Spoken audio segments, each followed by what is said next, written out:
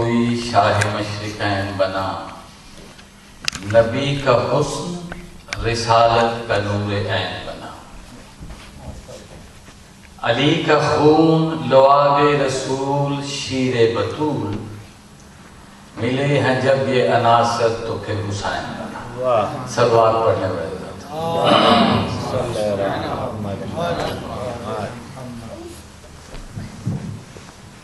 ایک بار پھر صلوات پڑھنے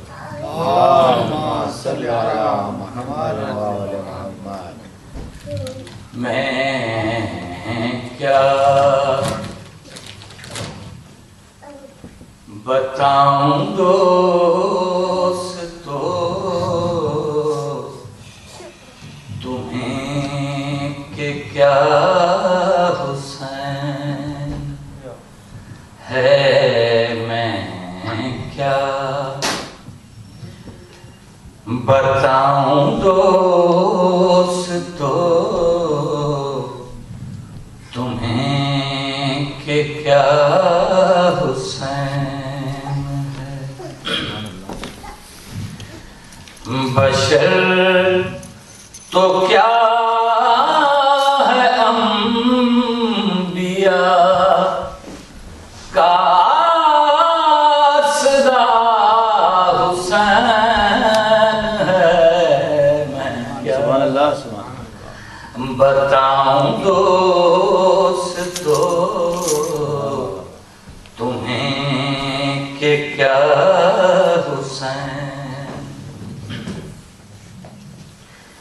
ہے، دل میں تیرے بوس اور زبان پہ ہے خدا خدا، واجبہ ہے دل میں تیرے بوس اور زبان پہ ہے خدا خدا، در حسین چھوڑ کر بھٹکنے والے سن ذرا، خدا بھی اس طرف ہی ہے جہاں میرا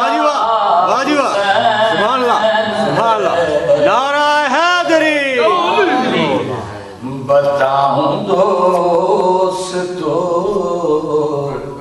تمہیں کہ کیا حسین ہے، حسین فخر انبیاء، حسین دین کی لاج ہے، او حسین فخر انبیاء، حسین دین کی لاج ہے، ہر ایک دل پہ آج بھی حسین ہی کا راج ہے، یزید کب کا مٹ چکا حسین تھا حسین ہے، سبحان اللہ کیا بتاؤں دوستو تمہیں کہ کیا حسین ہے، سینہ کی نوک پر خدا نے اپنا ذکر جب سنا، سینہ کی نوک پر خدا نے اپنا ذکر جب سنا، تو اس نے تیرے ذکر کو یہ مرتبہ عطا کیا، جہاں اذان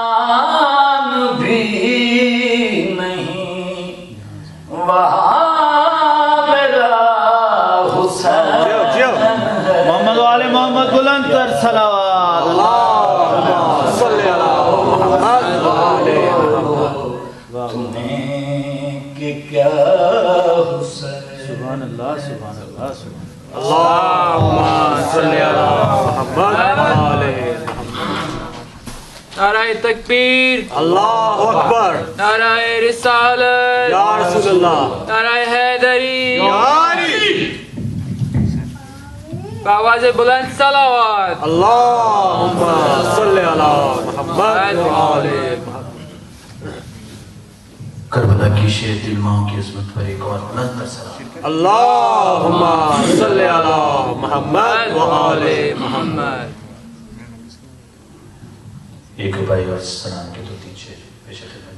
بسم اللہ. ایک اور بلند سلام پر ایک. اللہم صلی علی محمد و آل محمد.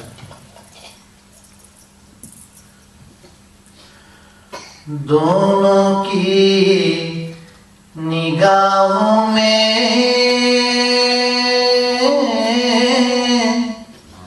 فرقت کے گلے ہوں گے. دونوں کی نگاہوں میں فرقت کے گلے ہوں گے. ہونٹوں پہ تبسم کے کچھ پھول کھلے ہوں گے. کعبے سے کوئی پوچھے اس وصل کے منظر کو جب نور کے دو ٹکڑے آپس میں ملے ہوں گے. جب نور کے دو ٹکڑے آپس میں ملے ہوں گے. سوال پڑھیں. اللہم صلی علی محمد و آل محمد. تجھے دیکھنا ہی وضو میرا، تیرا عشق میں نماز ہے. تجھے دیکھنا ہی وضو میرا، تیری عشق میری نماز ہے. تو ہی بخش دیتا ہے شاہیاں،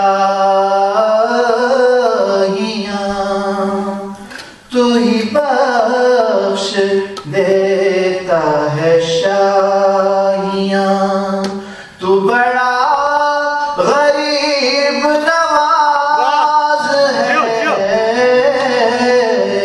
تجھے دیکھنا حیدری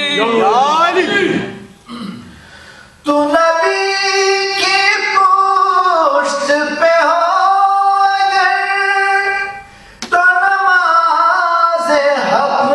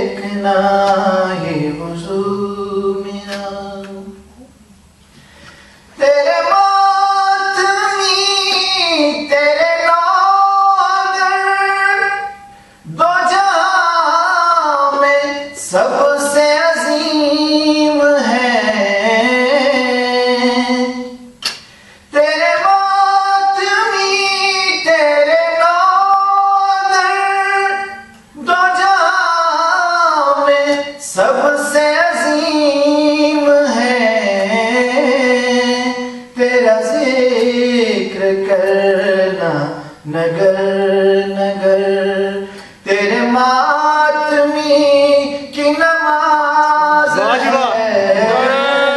हैदरी या अली हैदरी या अली हैदरी या अली। तुझे देखना है वजू मेरा, तेरा इश्क मेरी नमाज है। तू ही बख्श देता है शाहियाँ, तू बड़ा गरीब नवाज है। तुझे देखना ही वजू मेरा। अल्लाहुम्मा सल्ली अला मुहम्मद व आले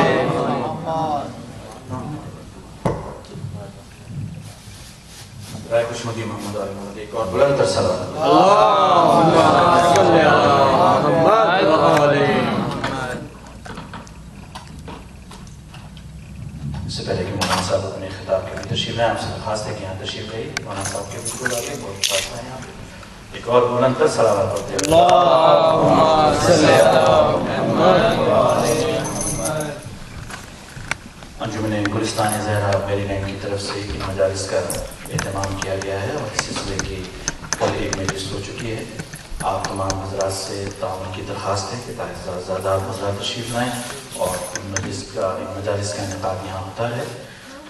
जो नए हजरात तशरीफ लाएँ उनके लिए मैं अर्ज़ कर दूँ कि हमारे यहाँ इस दफ़ा लंदन से जनाब क़िबला मौलाना मिर्ज़ा जवाद साहब तशरीफ लाए हैं, जो कुरान और इमामत के मौज़ू पर ख़िताब फरमा रहे हैं।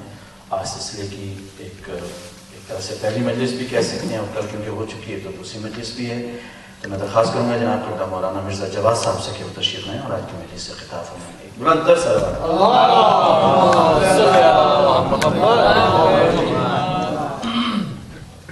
नारा तकबीर, अल्लाहु अकबर, नारा रिसालत, या रसूल अल्लाह, नारा हैदरी, हैदरी, हैदरी, रत्तर सलावत।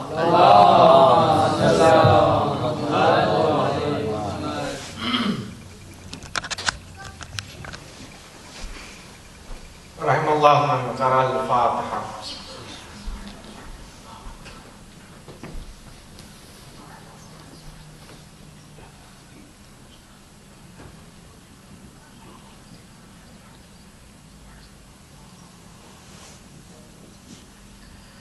ला हौला वला कुव्वता इल्ला बिल्लाहिल अलिय्यिल अज़ीम। बिस्मिल्लाहिर रहमानिर रहीम। अल्हम्दुलिल्लाहि रब्बिल आलमीन अल्लज़ी लैसा लहु मुनाज़िउन युआदिलुहु वला शबीहुन युशाकिलुहु वला ज़हीरुन युआदिलुहु। क़हरा बिइज़्ज़तिहिल अइज़्ज़ा व तवाज़अ लिअज़मतिहिल उज़मा फ़बलग़ बिक़ुदरतिही मा यशाअ तबारक व तआला। सुम्मा सलातु वस्सलामु अला खैर खल्क़िह व अशरफ बरियतिही व मज़हर लुत्फ़िह सय्यदिना व नबिय्यिना व तबीब नुफूसिना अबुल क़ासिम अल मुस्तफ़ा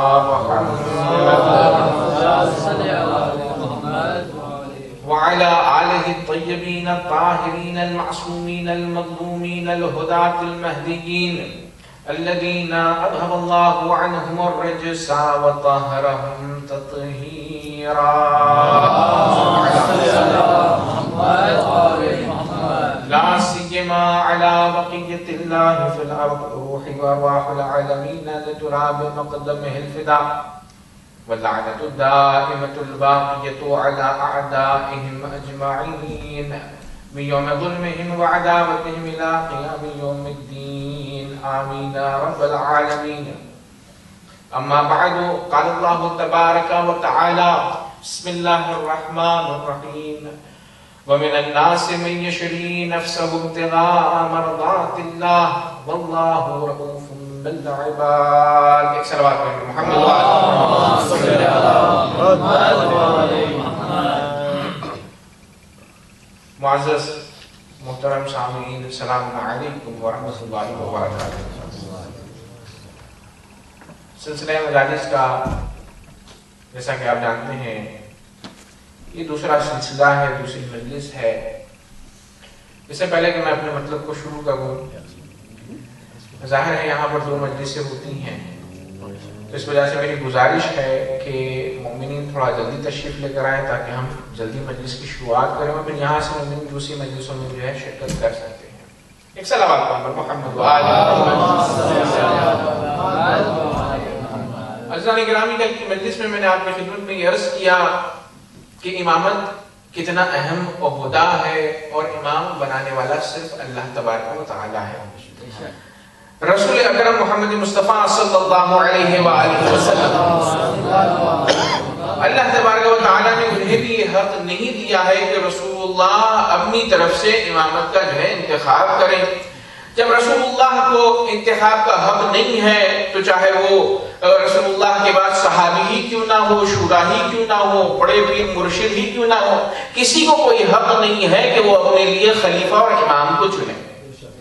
تو اللہ تبارک و تعالی اعلان کرتا ہے امامت کا کس کے ذریعے؟ پیغمبر اسلام کے ذریعے۔ اور عزیزان گرامی، آج سے انشاءاللہ آئندہ آنے والی مجلسوں میں آپ کی خدمت میں یہ عرض کرنا ہے کہ رسول اللہ نے پوری زندگی جہاں جہاں پر رسالت کا تذکرہ کیا ہے وہاں وہاں پر ولایت علی بن ابی طالب کا تذکرہ کیا ہے۔ اور عزیزان گرامی، یہ 2 چیزیں ایسی ہیں کہ جو لازم و ملزوم ہیں۔ جہاں پر امامت ہوگی وہاں پر نبوت ہوگی، جہاں پر نبوت ہے وہاں پر امامت پائی جائے گی۔ رسول اللہ نے ہر جگہ جہاں پر رسالت کا تذکرہ ہوا ہے وہاں پر امامت کا بھی تذکرہ رسول اسلام نے کیا ہے۔ اور عزیزان گرامی، اس کی واضح سی مثال تاریخ میں آپ جا کر دیکھیں، روایتوں میں یہ ملتا ہے کہ رسول اللہ نے ابھی کلمہ لوگوں سے نہیں پڑھوایا تھا، یہ نہیں کہا تھا کہ قولوا لا الہ الا اللہ تفلحوا۔ روایتوں میں ملتا ہے مولا علی بن ابی طالب کی ولادت ہوئی اور فاطمہ بنت اسد لے کر آتی ہیں انہیں، تو عزیزان گرامی علی بن ابی طالب نے 3 دن تک اپنی آنکھوں کو نہیں کھولا تھا، لیکن جیسے ہی دستائے مبارک رسول اللہ میں آئے، رسول اللہ کی آغوش میں آئے، تو روایت یہاں پر یہ کہتی ہے کہ علی بن ابی طالب نے آنکھوں کو کھولا اور کھولنے کے بعد کیا کہا؟ کہا السلام علیکہ یا رسول اللہ۔ یعنی سب سے پہلا رسالت کا خطاب یعنی منصب کے اعتبار سے رسول اللہ کو جس نے پکارا ہے وہ علی بن ابی طالب کی ذات ہے۔ تو یہاں پر رسول اللہ کی رسالت کا تذکرہ ہو گیا۔ جیسے ہی رسول اللہ کی رسالت کا تذکرہ ہوا وہیں پر رسول اللہ نے علی بن ابی طالب کا جو جواب دیا ہے سلام کا وہ قابل ملاحظہ ہے۔ رسول اللہ نے یہ کہا وعلیک السلام یا خلیفتی و وصی و وارثی و صاحبان والی۔ ایک صلوات پر محمد و آل محمد۔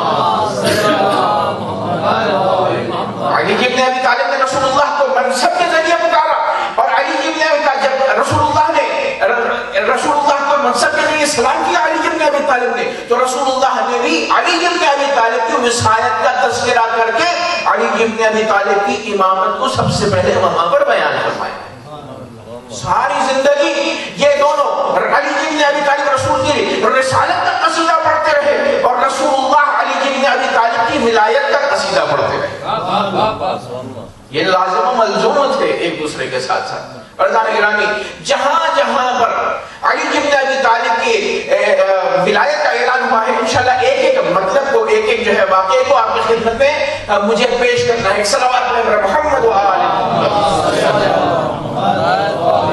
عزیزان گرامی، وہ آیت کہ جسے میں نے انتخاب کیا ہے وہ سورہ بقرہ کی آیت نمبر 207 ہے، جس میں رسول اللہ سے اللہ تبارک و تعالی فرماتا ہے وَمِنَ النَّاسِ مَن يَشْرِي نَفْسَهُ ابْتِغَاءَ مَرْضَاتِ اللَّهِ وَاللَّهُ رَءُوفٌ بِالْعِبَادِ۔ اے رسول، بندوں میں ایسے بندے بھی ہیں کہ جو اپنے نفس کا معاملہ اللہ تبارک و تعالی کی رضایت کے لیے کرتے ہیں۔ اور یہاں پر بڑا عجیب جملہ ہے، اللہ نے یہ نہیں کہا، جو جملہ استعمال ہوا ہے مَن يَشْرِي فعل مضارع ہے۔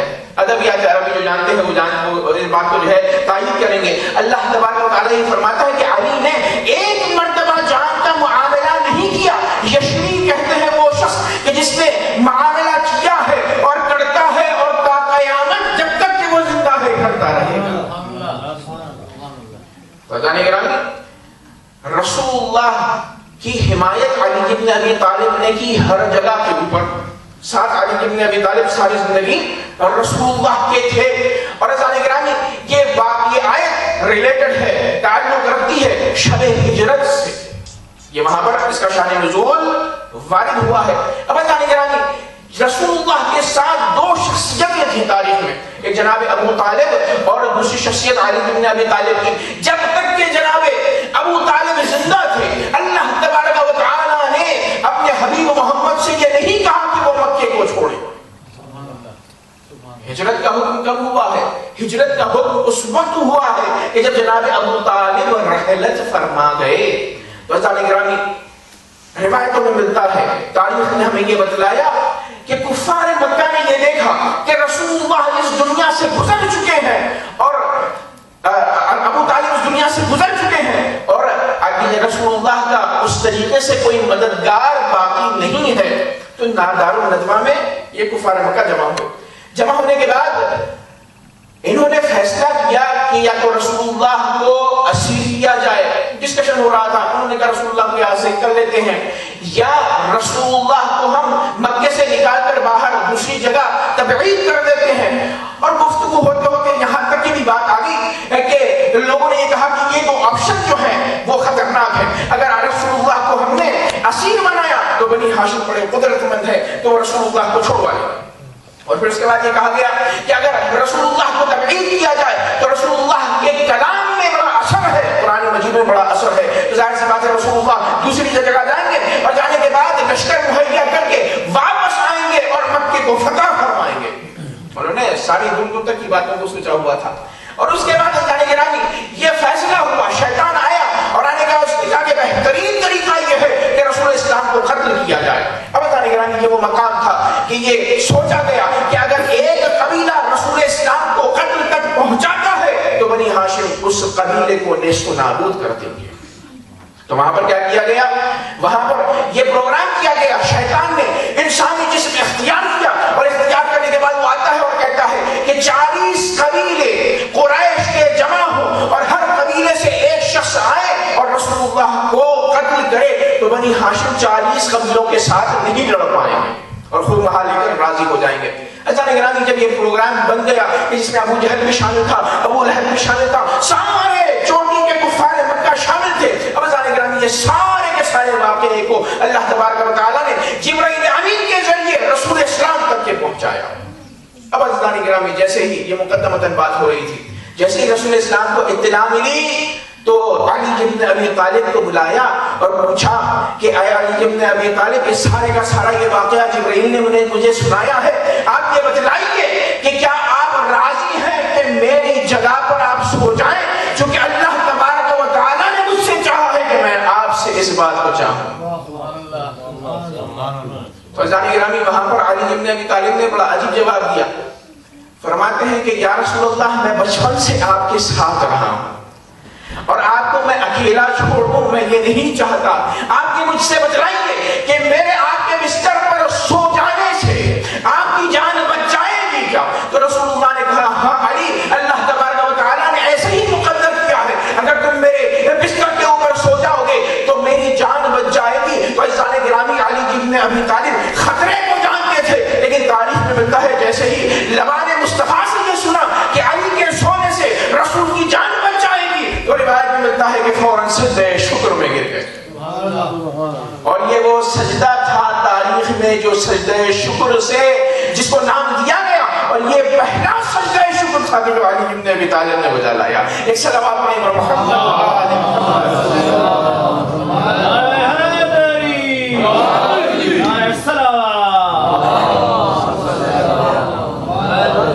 سب سے پہلا سجدہ شکر تاریخ اسلام میں جس نے کیا ہے وہ علی بن ابی طالب کی ذات ہے. اور کس پر سجدہ شکر ہو رہا ہے؟ اس بات پر کہ رسول اللہ کی جگہ پر سونا ہے اور موت بھی واقع ہو سکتی ہے، شہادت بھی واقع ہو سکتی ہے.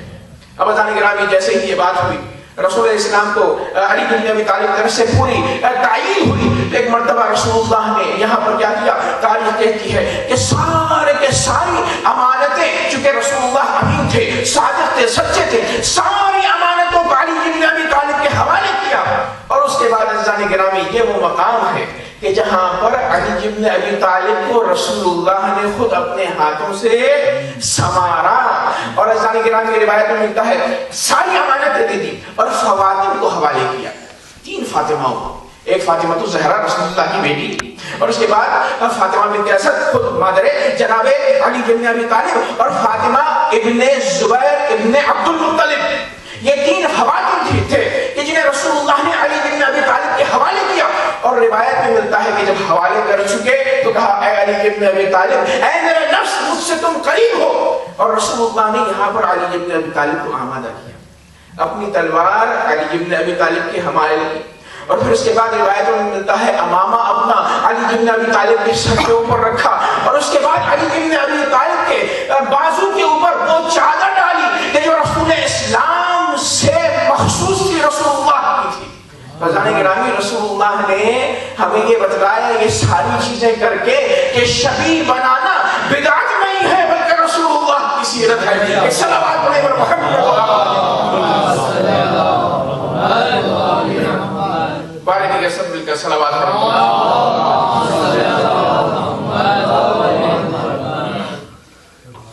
عزیزان گرامی جب اپنی شبیہ بنا چکے تو رسول اللہ نے یہ وہ مقام تھا کہ جہاں پر رسول اللہ نے علی بن ابی طالب سے خدا حافظی کی ہے۔ اب خدا حافظی کا عالم کیا ہے؟ خدا حافظی جب کر رہے ہیں تو رسول اللہ نے علی بن ابی طالب کو اپنے گلے سے لگایا اور رونا شروع کر دیا۔ جیسے ہی رسول اللہ رونے لگے علی بن ابی طالب بھی رونے لگے، اور عزیزان گرامی یہ رونا کون سا رونا تھا؟ علی کا موت کے خوف سے نہیں تھا، بلکہ یہ رونا علی بن ابی طالب کا رسول اللہ کے فراق کی وجہ سے تھا۔ لیکن عزیزان گرامی رسول اللہ کے ساتھ تاریخ میں کچھ لوگ ایسے تھے کہ جو غار میں تھے، رسول اللہ موجود تھے، رسول اللہ کے ہونے کے باوجود، رحمت للعالمین کے ہونے کے باوجود بھی انہوں نے گرفتار کیا۔ تو یہ ایک علی کی ذات ہے کہ جو موت کے میدان میں جا رہا ہے، موت کے بستر پر جا رہا ہے، لیکن سجدہ شکر کر رہا ہے، وہاں رسول اللہ کے ساتھ ہے لیکن گریوزاری میں مبتلا ہے۔ صلوات علیہ وسلم۔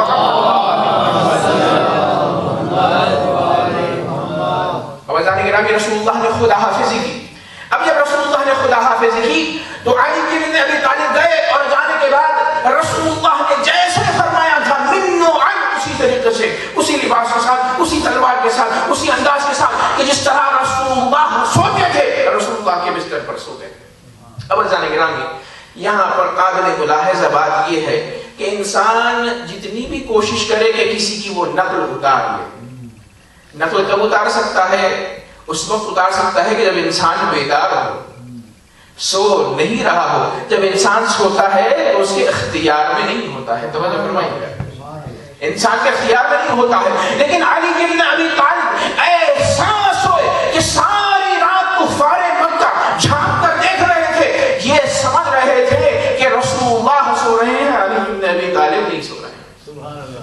اور عزیزان گرامی جو شخص سونے میں صرف اور صرف سونے میں رسول اللہ کے اس قدر شبیہ ہو سکتا ہے تو وہ ساری زندگی میں اور کردار میں رسول اللہ کے شبیہ کیوں نہ ہو؟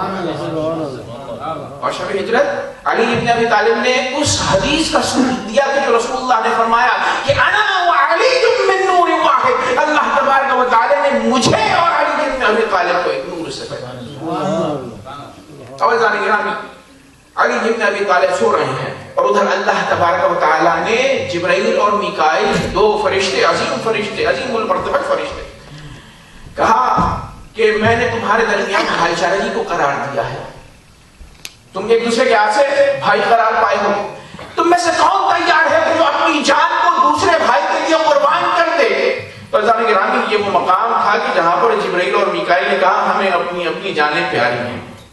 اللہ تبارک و تعالی نے کہا اچھا جاؤ دیکھو علی بن ابی طالب کو دیکھو کہ اپنی جان کو اوپر وہ بنا کر رسول اللہ اپنے بھائی کے اوپر سو رہا، بستر پر سو رہا ہے۔ تو جانے گرامی حکم ہوا کہ جائیں، اور جانے کے بعد انتظام حفاظت علی بن ابی طالب جبرائیل اور میکائیل کے ذریعے اللہ تبارک و تعالی، اور آئے دونوں فرشتے آنے کے بعد ایک تاریخی جملہ کہا ہے، اے علی بن ابی طالب مبارک ہو کہ اللہ تبارک و تعالی آپ کے ذریعے ملائکہ میں فخر و مباحات کرتا ہے. ہم وہ ہیں کہ جسے جان پسند ہے لیکن آپ وہ ہیں کہ جنہیں جان نثار کرنا پسند ہے. ایک صلوات پڑھیں بر محمد اب اذان گرامی وقت گزرتا گیا. یہاں پر ان لوگوں نے پروگرام بنایا تھا کہ رسول اللہ کو جو ہے قتل کیا جائے. رات کا ماحول ہے, وہاں پر ابو لہب روایت میں ملتا ہے, اس نے ایک بات کہی ہے جو کہ تھوڑی سی اس کے اندر ہمدردی نظر آتی ہے. اس نے یہ کہا کہ رسول اللہ کے گھر میں بچے بھی ہیں, عورتیں بھی ہیں, خواتین پائی جاتی ہیں, تو ایسا نہ ہو کہ ہم رات میں حملہ کر دیں, رسول اللہ کے بجائے کسی اور کو نقصان پہنچ جائے. انہوں نے ساری رات انتظار کیا. ابو جہل نے بھی اس بات کو قبول کیا. علی ابن ابی طالب بڑے اطمینان سے سو رہے ہیں, اور واللہ علی ابن ابی طالب نے فرمایا کہ میں راتوں کو جاگ کر عبادت پروردگار کرنے والوں میں سے ہوں, لیکن اپنی زندگی میں جو بہترین دن مجھے آئی ہے وہ شب ہجرت آئی, کیونکہ وہاں پر جاگنا عبادت نہیں تھا بلکہ سونا عبادت تھا. تو میں نے ایسا سویا کہ نہ اس سے پہلے زندگی میں سویا نہ بعد میں اس طرح سے میں نے سویا. ایک صلوات پڑھیں محمد صلی اللہ گرامی. وہاں پر سونا اللہ تبارک و تعالیٰ نے عبادت قرار دیا, تو علی ابن ابی طالب نے اتم معنا میں, کمال معنا میں وہاں پر سو کر بتایا. اور عزیزان گرامی جب رات گزری اور شفق پھٹتی ہے تو ایک مرتبہ سب نے کہا کہ اب حملہ کیا جائے. حملے کی کیفیت کیا تھی؟ حملے کی یہ کیفیت تھی, یہ کہا گیا کہ رسول اللہ کو سوتے ہوئے ان کے اوپر حملہ نہ کیا جائے بلکہ رسول اللہ کو بیدار کیا جائے. اور بیدار کس طریقے سے کیا جائے کہ ہم رسول اللہ کی طرف جسارت کرتے ہوئے پتھر پھینکیں گے, اور جیسے ہی رسول اللہ اٹھیں گے تو تلواروں کو وہ دیکھیں, وہ خوف کھائیں, اور اس کے بعد ہم انہیں شہید کریں گے. کیونکہ ظاہر سی بات ہے سوتے میں اگر انسان بن جائے تو پتہ ہی نہیں چلتا ہے, متوجہ ہوتے ہوتے اس کی جان نکل جاتی ہے. انہوں نے کہا کہ ہمیں رسول اللہ کو خبردار کرنا ہے تاکہ سخت سے سخت رسول اللہ جان دیں اور گھبرا جائیں. یہ پروگرام ہوتا تھا. ظاہر سی بات ہے کفر ہے, انہیں کیا پتا کہ یہ نفس مطمئنہ کے مالک ہے.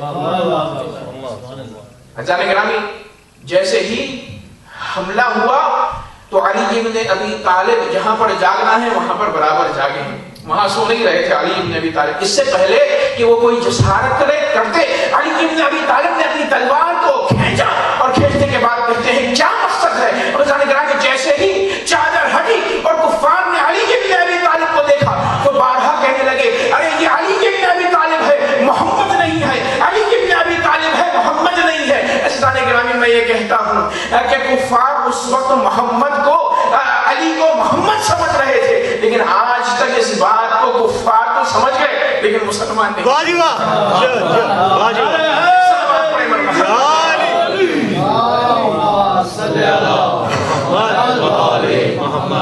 فارغ مکہ یہ سمجھنا چلا کہ رسول اللہ ہے, لیکن نکلے علی ابن ابی طالب. وہاں پر ان کو یہ بات سمجھ میں آ گئی کہ یہ نفس رسول ہے, شباہت رسول اللہ. اب عزیزان گرامی جیسے کہ اٹھتے ہیں علی ابن ابی طالب, سارے جو ہے کفار نے, ظاہر سی بات ہے جو نیت زیادہ تھی اور مقصود یہ نہیں تھا علی ابن ابی طالب کا کہ وہاں جنگ کر, تلوار تو دفاع کے لیے علی ابن ابی طالب نے اٹھا لی, لیکن جنگ کرنا مقصود نہیں تھا. انہوں نے پوچھا رسول اللہ کہاں پر. اب عزیزان گرامی یہاں ٹیکنیکل جواب دیا ہے. اگر علی ابن ابی طالب کہہ دیں, راستہ بتا دیں, جیسے کہ بعض جو حضرت ساتھ گئے تھے انہوں نے گریا شروع کر دیا تاکہ رسول اللہ کا پتہ چل جائے لوگوں کو. اگر علی ابن ابی طالب کہیں گے بھئی رسول اللہ فلاں جگہ پر گئے ہیں تو ہجرت کا مقصد جو ہے ختم ہو جائے گا جس کے لیے سوئے ہیں. اگر علی ابن ابی طالب یہ کہتے ہیں کہ میں نہیں جانتا کہ رسول اللہ کہاں گئے ہیں تو یہ بات جھوٹ ہو جائے گی.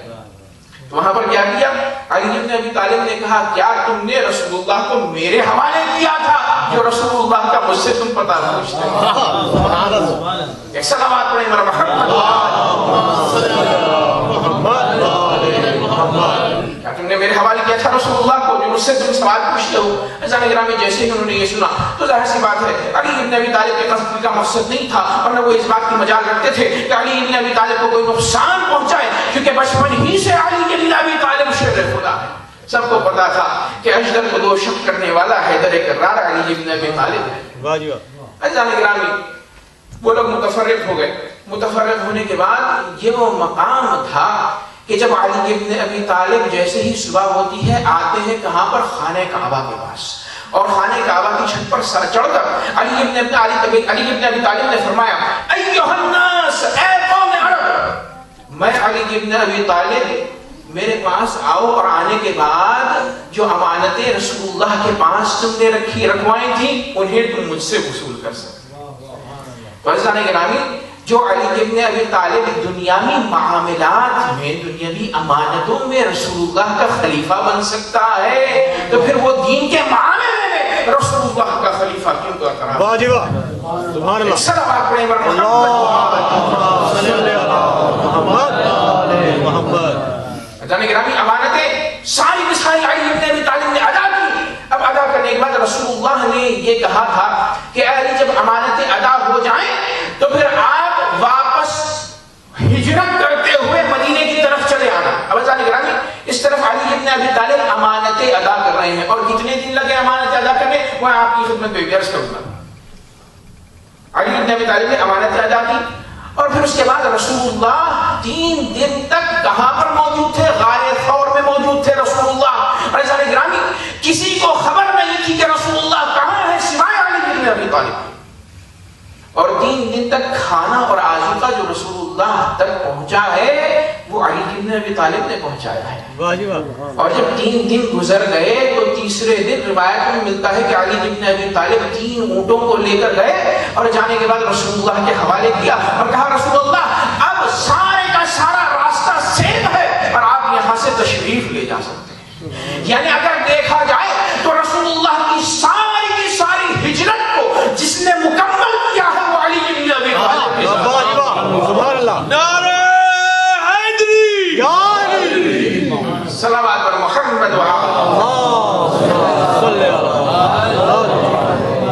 علی گرامی، علی ابن ابی طالب نہ ہوتے تو رسول اللہ کی ہجرت ناممکن تھی۔ یہی وجہ ہے کہنا پڑے گا چونکہ ہجرت رسول اللہ علی ابن ابی طالب کی وجہ سے مکمل ہوئی ہے، تو جو رسالت کے مقصد کو اور پیغام کو رسول اللہ نے پوری زندگی پہنچایا اس سارے پیغام میں علی ابن ابی طالب برابر کے شریک ہیں، برابر کے شریک ہیں۔ اور عزیزان گرامی، جیسے ہی رسول اللہ نکلے تو روایت میں ملتا ہے کہ اس سے پہلے یعنی رسول اللہ نے رات گزارنے کا پہلا جو دن تھا غار میں، رسول اللہ جو جیسے ہی صبح ہوگی ہے رسول اللہ نے دیکھا کہ جبرائیل امین آ رہے ہیں، اور آنے کا انداز یہ ہے کہ بڑے مسکراتے ہوئے جبرائیل آ رہے ہیں۔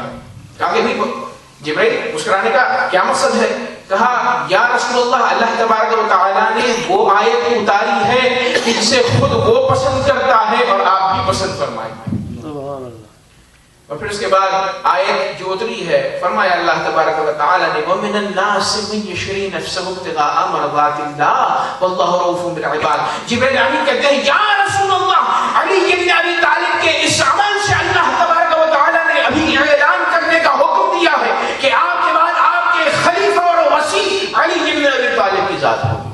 اللہم صلی علی محمد و آل محمد۔ جانے گرامی، جیسے یہ بشارت ہوئی رسول اللہ بڑے خوش تھے، اور رسول اللہ جب چلے گئے تب روایت میں ملتا ہے کہ رسول اللہ مدینے میں وارد نہیں ہوئے۔ توجہ فرمائیے گا یہاں، کیونکہ رسول اللہ کی ہجرت کو مکمل کرنے والے علی ابن ابی طالب ہیں، تو ہجرت علی نے رسول کی مکمل کی ہے، تو رسول اللہ نے بھی اپنی ہجرت کو مکمل نہیں کیا جب تک کہ علی ابن ابی طالب نہ آ جائے۔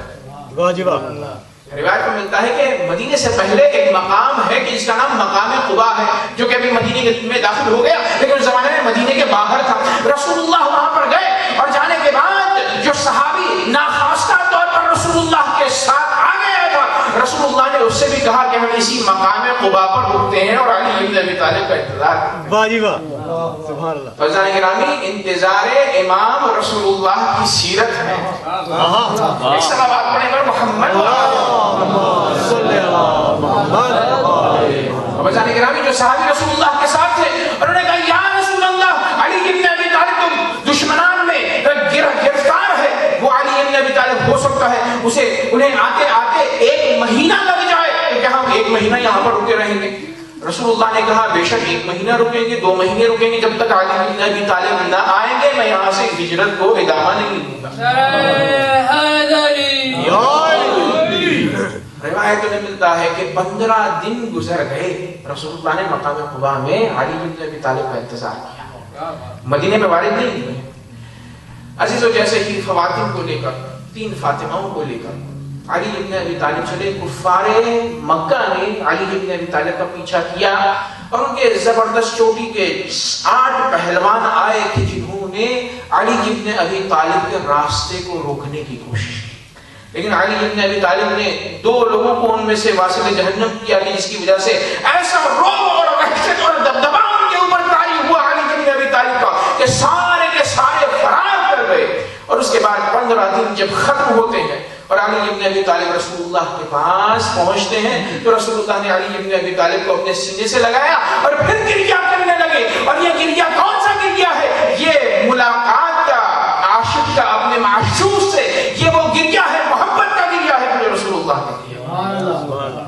اور اس کے بعد رسول اللہ نے اس عمل سے, وہ جو دوسرے صحابی وہاں پر موجود تھے ان سے یہ کہا, یہ بتلایا عمل سے رسول اللہ نے کہ دیکھو سب سے پہلے ہجرت کرنے والے ہم اور علی ابن ابی طالب ہیں, تم نہیں ہو. تم ہمارے ساتھ نہیں آئے ہو بلکہ ہمیں ناخواستہ اور مجبوراً تمہیں لانا پڑا. صلوات پڑھیں محمد.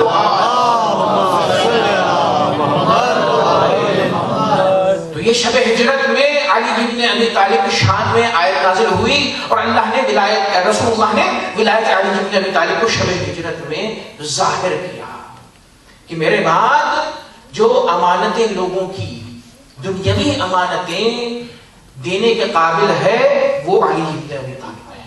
جب دنیاوی امانتیں میں نے ساری سپرد کر دی, ظاہر سی بات ہے دنیاوی میں عام معنی میں کہہ رہا ہوں, لیکن امانت میں ایک معنوی پہلو بھی موجود ہے. کسی نے اگر مجھے امانت دی ہے تو شرع اسلام کیا کہتا ہے؟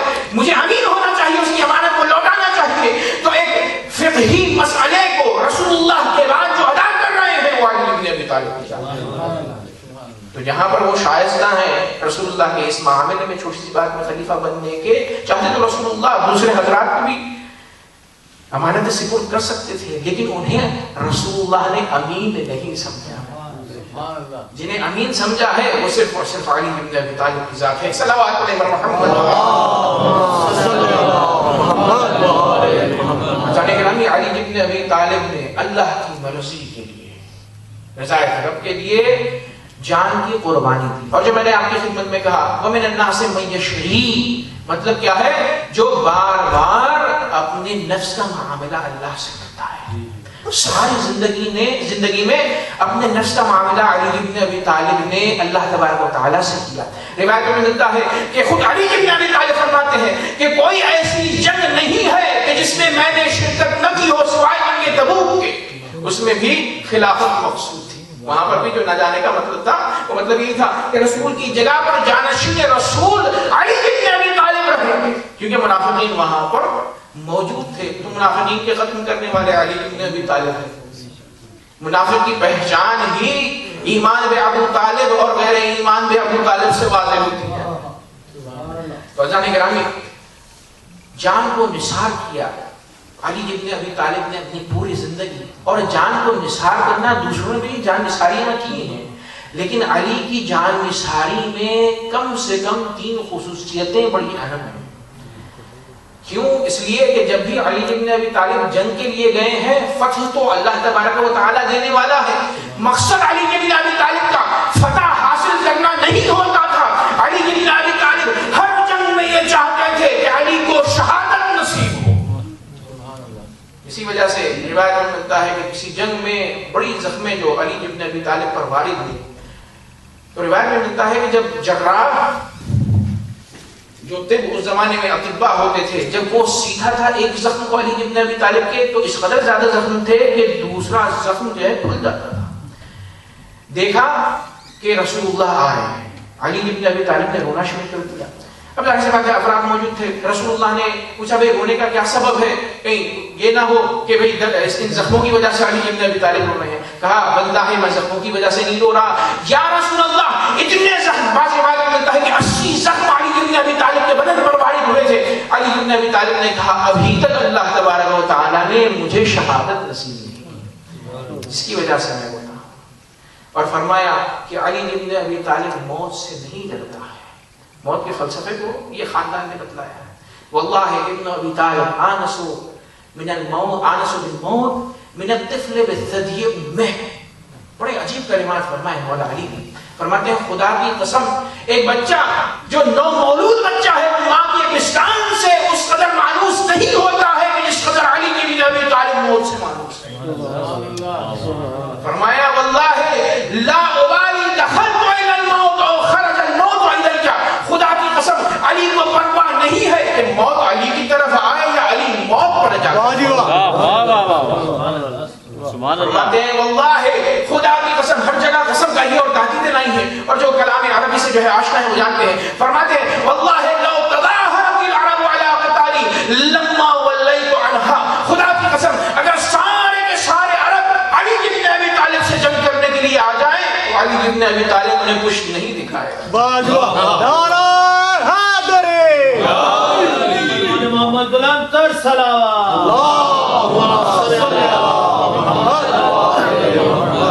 یہی وجہ ہے علی بن ابی طالب نے جنگ کی خصوصیتوں میں سے ایک خصوصیت یہ بھی تھی کہ کبھی تیز رفتار گھوڑے کو علی بن ابی طالب نے جنگ میں استعمال نہیں کیا اور کبھی زراعت پیچھے نہیں باندھی.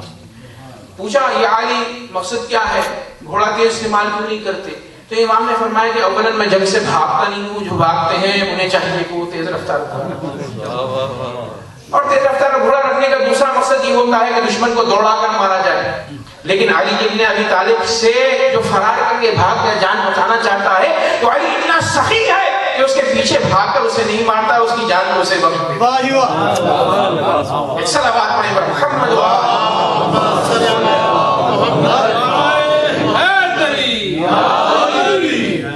اور اس کے بعد فرمایا کہ میں ذرا کبھی پیٹھ پر نہیں باندھتا. اس کی وجہ یہ ہے کہ میں نے کبھی پیٹھ دشمن کو نہیں دکھائی. جو دشمن کو پیٹھ دکھاتے ہیں انہیں چاہیے کہ وہ تیز گھوڑا بھی استعمال کریں اور پیٹھ پر زرہ بھی باندھیں. اور ازان گرامی روایت میں ملتا ہے کہ بعض جو صحابہ بڑے شجاع جو مشہور ہیں وہ پیٹھ پر بھی زرہ باندھتے تھے, تیز گھوڑا بھی استعمال کرتے تھے. بعض روایت میں ملتا ہے کہ انہیں یہ تو جب بھی کوئی شجاع آ جاتا تھا تو قرآن مجید نے لکھا ہے کہ ایسے ساکت ہو کر بیٹھ جاتے تھے, ایسا سناٹا بزم رسالت میں چھا جاتا تھا کہ جیسے کوئی کبوتر بیٹھا ہو کہ اگر ہل جائے تو پرندہ اڑ جائے.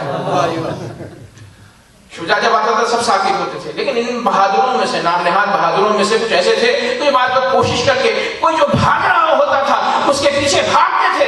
روایت میں ملتا ہے کہ ایک مرتبہ ایک شخص جب اس نے یہ دیکھا کہ فلاں صاحب جن کے بارے میں مشہور ہے کہ کمزور ہے, جنگ سے بھاگنے والے ہیں, وہ پیچھے میرے پیچھا کر رہے ہیں, تو انہوں نے گھوڑا پلٹا دیا اس دشمن نے. تو جیسے ہی اس نے گھوڑا پلٹایا تو یہ صاحب جو پیچھا کر رہے تھے اب یہ بھاگنے والوں میں سے ہو گئے, وہ پیچھا کرنے والوں میں سے ہو گیا. اس صلوات پڑھیں پر محمد.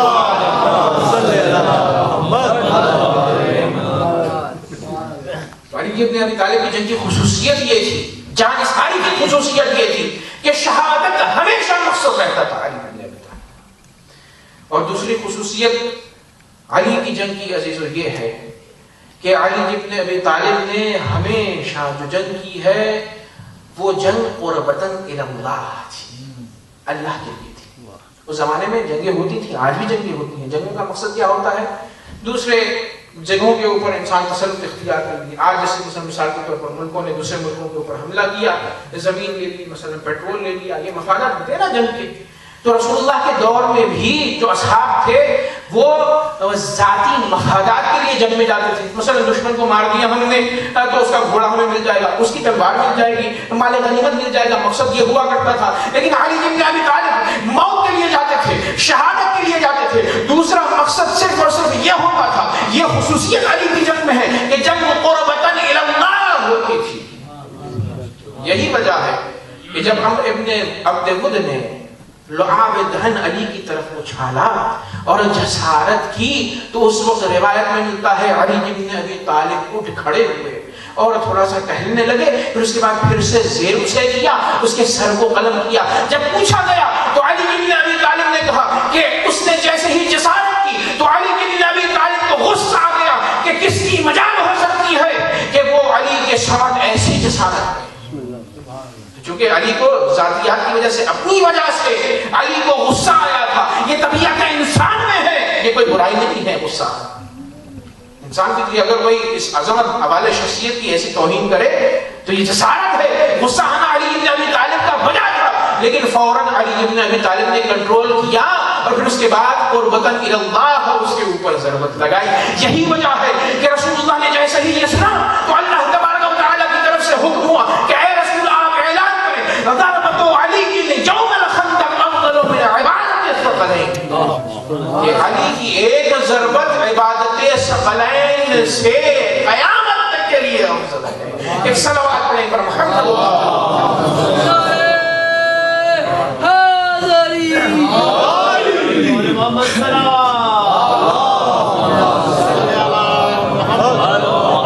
محمد. اور تیسری خصوصیت علی کی جان ساری کی یہ ہے عزیزو کہ علی نے ہمیشہ جوان مردانہ جنگ کی ہے،